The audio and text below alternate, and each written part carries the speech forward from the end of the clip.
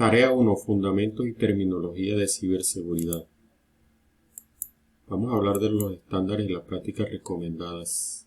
En el caso, vamos a hablar de la ISO 27001, la cual es clave para implementar un sistema de gestión de seguridad informática, ya que brinda un marco que permite identificar, gestionar y reducir los riesgos de seguridad informática, de seguridad de la información. Al implementar ISO 27001, las empresas pueden garantizar que están tomando las medidas adecuadas para proteger los activos de la información críticos, reducir incidentes y cumplir con regulaciones.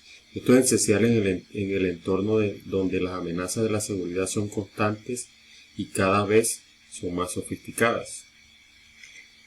El ITIL 4.0 está centrado en la gestión de servicios de tecnologías de información y aporta valor a la operación del centro de operaciones de red. Adoptar las mejores prácticas ITIL garantiza que los servicios de tecnología de la información estén alineados con las necesidades de la organización, así mejorando la eficiencia y reduciendo tiempos de inactividad, lo cual permite respaldar la seguridad en las operaciones en tiempo real, como también su continuidad.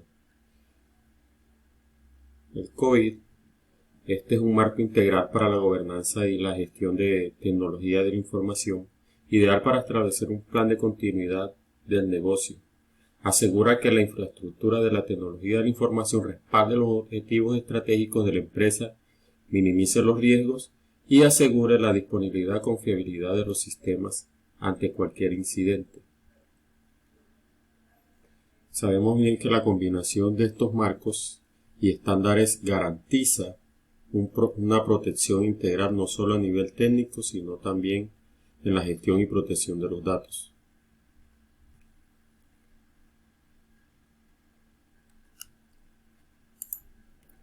Vamos a hablar de las disparidades de lo que es la seguridad informática y la seguridad de la información. Seguridad de la informática tiene un enfoque que es proteger los sistemas y dispositivos tecnológicos que procesan la información. Sus elementos claves son los hardware, los software y redes. Y su objetivo es evitar ataques como malware, hackers y virus. Y también proteger contra fallos de hardware o vulnerabilidades en el software. A diferencia de la seguridad de la información, la seguridad informática se enfoca en los sistemas tecnológicos. La seguridad de la información protege la información en cualquier forma, ya sea digital, física o verbal, y no depende de los dispositivos. Sus elementos clave es la información confidencial, como los documentos físicos, datos digitales, las políticas de acceso y la clasificación de la información, cumpliendo de normativas la ISO 27001, y su objetivo es asegurar la confidencialidad, integridad y disponibilidad de la información, y sobre todo proteger la información frente al uso indebido o pérdida o robo. A diferencia de la seguridad informática, se centra en la seguridad de la información y se enfoca en los datos e información. Ambas buscan proteger activos valiosos para la organización y minimizar los riesgos.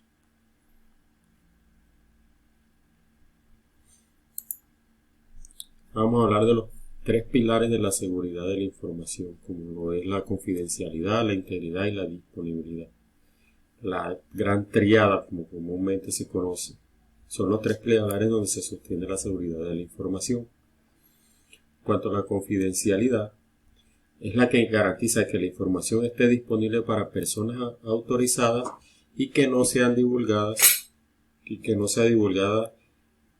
a entidades no autorizadas, y protege los datos sensibles frente al acceso no autorizado. Un ejemplo de esto es una empresa. En una empresa los empleados solo quedan en acceder al registro de recursos humanos si tienen permisos adecuados. Los datos de los empleados están cifrados para poder proteger la información sensible como salarios y datos personales. Un segundo ejemplo sería un sistema de autentificación de 2 factores para acceder a correos electrónicos corporativos. Esto asegura que si la contraseña es robada, pues el atacante no podrá acceder sin un segundo factor de autenticidad. Vamos a hablar de integridad. Esta garantiza que la información sea precisa, completa y que no haya sido alterada o manipulada sin un permiso. Protege la información frente a modificaciones no autorizadas. Un ejemplo claro de esto es un sistema bancario en el que las transacciones son registradas y verificadas. Un segundo ejemplo sería el uso de sumas de verificación hash en archivos o bases de datos para asegurar que los archivos no sean modificados. Si el archivo es alterado de alguna manera, el hash generado no coincidirá con el original, indicando una posible alteración. Hablemos de la disponibilidad. Asegura que la información y los recursos asociados, como sistemas, redes, aplicaciones, están accesibles y utilizables como se requiere. Esta protege contra la pérdida de acceso o tiempos de inactividad. Un ejemplo claro es un servidor web de comercio electrónico que implementa mecanismos de redundancia y respaldo para que el sitio esté disponible 24/7, incluso si el servidor falla. Otro ejemplo sería un hospital. Tiene un plan de respaldo energético mediante generadores, de modo que si hay un corte de electricidad, los sistemas críticos como los registros médicos, correo electrónicos y equipos de monitoreo siguen operando sin interrupciones. Estos 3 pilares trabajan en conjunto para garantizar la protección y eficacia de la seguridad de la información, ya que una falla en cualquiera de ellos compromete en su totalidad el sistema.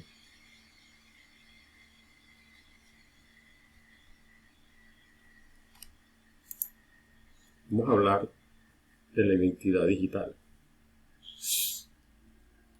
La identidad digital 2.0. Esta representa la presencia y rastros de los individuos en línea a través de las redes sociales, cuentas de correo, compras en línea, entre otros. Con esta presencia también surgen amenazas que ponen en riesgo la seguridad personal y la privacidad, como el robo de identidad, que ocurre cuando alguien obtiene información personal de una persona y la usa de manera fraudulenta. Un ejemplo es un ciberdelincuente accede a la información personal, o sea, nombre, direcciones y número de tarjeta de crédito a través de una base de datos hackeada. Luego utiliza esos datos para solicitar un préstamo a nombre de la víctima, quien solo se entera cuando reciba notificaciones. Hablemos del phishing. Es una técnica que utilizan los atacantes haciéndose pasar por entidades como puede ser un banco, una empresa. Esto con el fin de obtener información confidencial, ya sean datos o claves. Un ejemplo es, digamos, un usuario que recibe un correo electrónico que parece ser de un banco, pidiendo que actualice sus credenciales de acceso mediante un enlace. Al ejecutar el enlace es redirigido a una página que suplanta la página oficial del banco, y si ingresa sus datos, el atacante puede tener acceso a su cuenta bancaria. Hablemos de la fuga de datos. Se refiere a la explosión o liberación no autorizada de la información confidencial o información personal, ya sea de forma intencional o accidentada. Esto puede suceder cuando los sistemas no tienen protecciones adecuadas como un cifrado o un control de acceso. Ejemplo puede ser una empresa tecnológica que almacena sin cifrar los datos de las personas, de sus clientes, en un servidor vulnerable, digámoslo así, sin ninguna seguridad. El atacante accede a este servidor y filtra millones de registros de registros con información sensible, con direcciones, detalles de tarjetas de crédito, afectando a miles de usuarios. La geolocalización no consentida. Esto ocurre cuando los datos de ubicación geográfica de una persona son recopilados y utilizados sin su consentimiento o autorización. Esto representa una amenaza para la privacidad, ya que permite rastrear los movimientos y hábitos de una persona. Un ejemplo claro puede ser las aplicaciones móviles que ahorita cualquiera puede tener en el teléfono, la cual recopila en segundo plano los datos de ubicación de sus usuarios sin pedir permiso explícito. Luego venden esta información a terceros para fines publicitarios. Los usuarios no están al tanto de la situación y están siendo rastreadas, y esta información está siendo rastreada y compartida.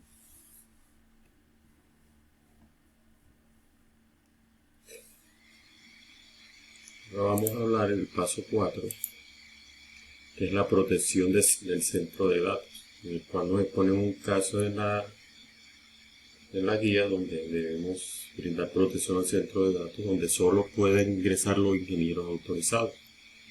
Para proteger el centro de datos que almacenan información crítica para la infraestructura nacional requiere una estrategia integral que cubra tanto lo físico como lo digital.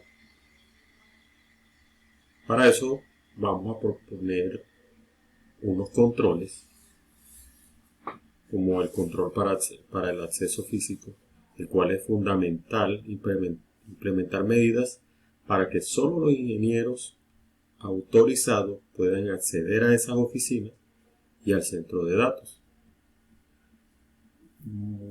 Las medidas de control físico pueden ser la autenticación multifactor para el acceso físico.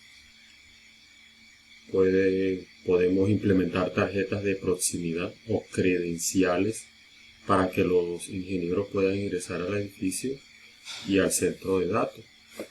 También reforzar el sistema con autenticación biométrica, huella dactilar o reconocimiento facial, asegurando que solo las personas que están autorizadas puedan acceder a las áreas críticas. Como por ejemplo, si un ingeniero usa su tarjeta para abrir la puerta principal y luego escanea su huella digital para acceder a estas áreas restringidas. Este sería una de las medidas de control físico que podemos implementar. Otra segunda medida serían sistemas de vigilancia y monitoreo, como la instalación de cámaras de vigilancia con grabación continua en horas de entradas y áreas clave del centro de datos, asegurando que las imágenes sean monitoreadas en tiempo real y almacenadas para una revisión futura. También implementar sensores de movimiento en las áreas sensibles para detectar actividad fuera de los horarios permitidos. Como ejemplo, pues podemos implementar un sistema de cerrado de televisión, que es el cual puede grabar y enviar alertas al equipo de seguridad cuando se detecta acceso a áreas restringidas fuera del horario laboral. Otra medida es la zonificación y el control de áreas. Dividir las instalaciones en zonas de acceso restringido. Los ingenieros solo deben tener acceso a las áreas necesarias para realizar su trabajo, minimizando la exposición de áreas críticas o personas autorizadas. Como por ejemplo, los ingenieros solo pueden ingresar a las áreas que gestionan, mientras que las zonas más críticas como los servidores requieren permisos adicionales. En cuanto a la política, otra medida que podemos implementar es la política de acompañamiento. establecer que cualquier visitante o personal de soporte. Otra medida que podemos implementar es las políticas de acompañamiento. Establecer que cualquier visitante o persona de soporte no autorizado deba ser acompañado por un miembro del equipo que está autorizado para el acceso. Por ejemplo, algún técnico de mantenimiento debe ser escoltado por un ingeniero autorizado durante toda su visita. Los controles para denegar el acceso a Internet también es otra medida. El acceso a redes sociales es otra medida que se puede implementar para evitar distracciones y posibles riesgos de seguridad asociados con el acceso a redes sociales como Facebook, Instagram, X. Es importante implementar políticas y controles que limiten y bloqueen el acceso a sitios relacionados que no estén relacionados con el trabajo. Otra medida de control digital que podemos implementar sería el filtro de contenido mediante firewall, que es configurar el firewall del centro de datos para bloquearle el acceso a redes sociales y otros sitios de entretenimiento o redes que no sean autorizadas ni necesarias para el trabajo. Por lo menos un ejemplo de cuando un ingeniero intenta entrar a una de sus redes sociales, desde su estación del trabajo el sistema le deniega el acceso y con un mensaje donde él le explica por qué hay restricción para entrar a esa página. Entonces podemos usar la implementación de políticas de acceso a Internet, que en sí lo que podríamos hacer sería configurar reglas en el proxy o el sistema de gestión a Internet para controlar qué sitios pueden ser visitados desde las redes del centro de datos y utilizar las listas negras, en las cuales debe incluir las redes sociales y sitios de entretenimiento. Por ejemplo, el sistema de acceso a Internet bloquea automáticamente los sitios que aparezcan en la lista negra.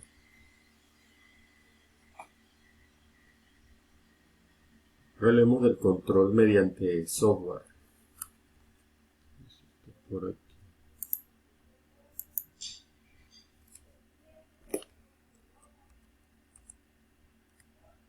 Control mediante software de monitoreo de navegación. Implementar un software de monitoreo de navegación para restringir las actividades en línea de los ingenieros, asegurándose de que cumplan con las políticas del uso del Internet. Un ejemplo puede ser un informe semanal para detallar los intentos de acceso no permitidos, permitiendo que los administradores pues tomen medidas y ajusten las políticas si es necesario. También podemos usar la segmentación de red. Segmentar la red interna para que los sistemas esenciales, como las estaciones de trabajo de los ingenieros, tengan acceso a los recursos críticos, mientras que otras redes, como la de los invitados o la red Wi-Fi, tengan políticas más estrictas para minimizar los riesgos y evitar la fuga de datos. Pues un ejemplo podría ser que la red Wi-Fi que está configurada para el uso exclusivo de personal técnico y tiene restricciones adicionales para impedir la descarga de software no autorizados. Pues estas medidas de control físico y digital garantizan que el personal autorizado tenga acceso a través de las áreas críticas y que el acceso a sitios no relacionados con el trabajo sea bloqueado, minimizando riesgos de seguridad y asegurando un entorno seguro en el centro de datos. Ahora vamos a hablar de los modelos de control de acceso. Los modelos de control de acceso son enfoques para definir y gestionar quiénes pueden acceder a ciertos recursos de información dentro de un sistema. Cada modelo tiene sus reglas y principios específicos que determinan cómo se asignan y controlan los privilegios de acceso. A continuación vamos a describir cada uno de ellos. Por lo menos vamos a hablar del control de acceso discrecional. Este modelo es... En este modelo el propietario de un recurso, ya sea un archivo o base de datos, tiene la libertad de decidir quién tiene el acceso a este recurso. El control es flexible y los permisos pueden ser delegados por los propietarios a otros usuarios. Un ejemplo, si digamos un ingeniero quiere tener acceso total sobre una carpeta de informes para dar permisos, puede dar permisos de lectura o escritura a otro ingeniero según lo considere necesario. Leemos el control de acceso obligatorio. En este modelo el acceso a los recursos está regulado por una autoridad central y por políticas de seguridad establecidas. Los usuarios pueden cambiar los permisos de acceso y los accesos de los recursos se asignan según la clasificación de seguridad, como puede clasificarlo por secreto o confidencial, y los niveles de autorización del usuario. Por ejemplo, en un sistema militar, solo los usuarios con un nivel de autorización adecuado, pueden acceder a documentos clasificados como secretos. El control de acceso basado en roles. Este modelo asigna permisos basándose en el rol que tenga cada usuario dentro de dicha organización, en lugar de asignar permisos directamente a los usuarios. Se crean roles que agrupan ciertos permisos y los usuarios se asignan a través de estos roles. Los usuarios heredan los permisos asociados al rol. Por lo menos, hablemos de un ejemplo, puede ser el rol de administrador de base de datos. Podría tener permisos completos sobre las redes de datos, mientras que el rol de ingeniero de soporte solo tendría acceso a la lectura.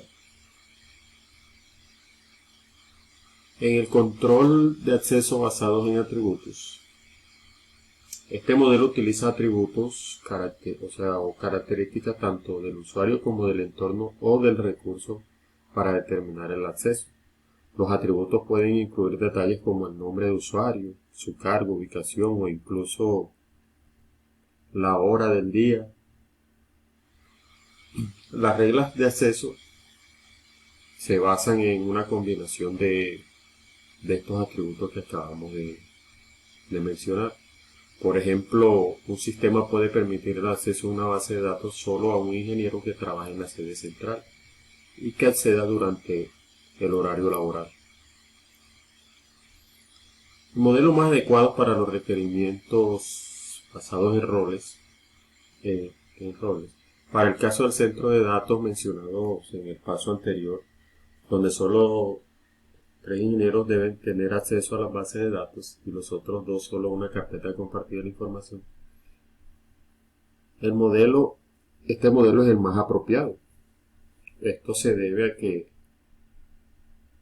tiene simplicidad de gestión eficiente y tiene escalabilidad. Los ingenieros pueden ser asignados a roles predefinidos. Por ejemplo, se podría crear un rol llamado administrador de base de datos con permisos completos sobre la base de datos y otro rol llamado usuario de informes con permiso solo para la carpeta compartida de informes. En cuanto a la escalabilidad, si se contratan más ingenieros en el futuro, pues es fácil asignarles roles y modificar los permisos manualmente por cada usuario. Seguridad y control. Se garantiza que solo los ingenieros asignados a los roles adecuados tendrán los permisos necesarios, reduciendo los riesgos indebidos, de acceso indebido. Por ejemplo, vamos a colocar rol 1, que sería el administrador de base de datos, con permisos de lectura y escritura en las bases de datos. El rol 2 digamos, el usuario de informes ese acceso limitado a la carpeta compartida. Al aplicar este modelo, se logra un control eficiente y seguro en el acceso, asegurando que los ingenieros solo pueden acceder a los recursos que necesitan según su rol específico. Esto dentro del equipo.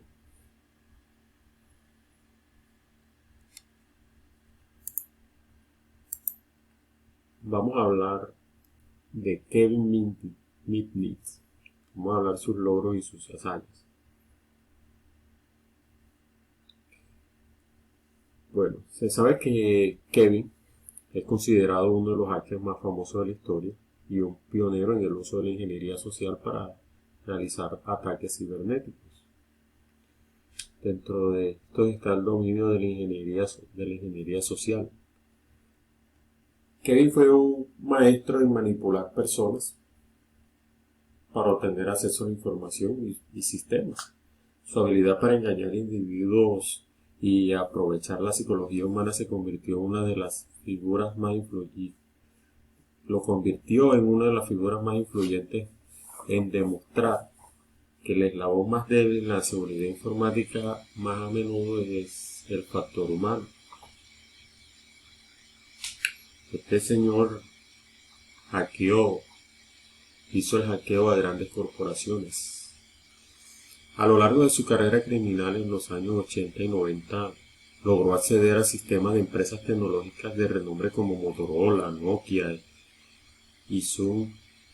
Lo hizo no solo por habilidad técnica, sino también por su destreza en la ingeniería social, robando código de fuente de software y realizando escuchas telefónicas no autorizadas. Fue un fugitivo del FBI durante varios años. Estuvo entre los criminales cibernéticos más buscados del FBI y fue arrestado en 1995 tras estar en la clandestinidad por más de 2 años, lo que generó un fuerte interés mediático y lo convirtió en un ícono de la era de los hackers. Se transformó en un experto en seguridad tras cumplir una condena de 5 años en prisión.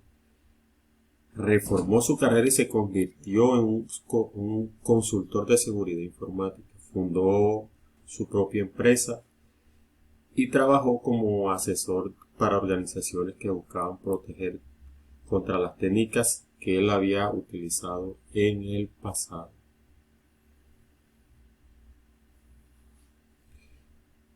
Mitnick escribió varios libros influyentes como El arte de la decisión y El arte de la instrucción, donde detalla las técnicas de ingeniería social y cómo protegerse de ellas.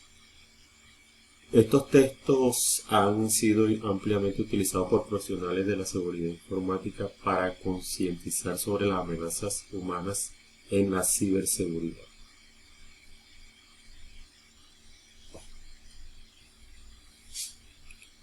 La ciberseguridad es una pieza esencial en la protección de los archivos digitales de las organizaciones en torno a donde las amenazas han ido evolucionando.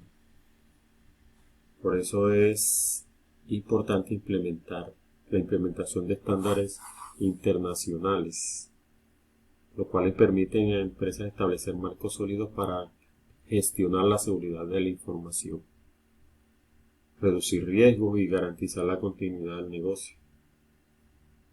Estos marcos aseguran que tanto los sistemas informáticos como la información confidencial estén protegidos, alineados a la infraestructura tecnológica con los objetivos estratégicos de la organización. ¿Entiendo más? Muchas gracias.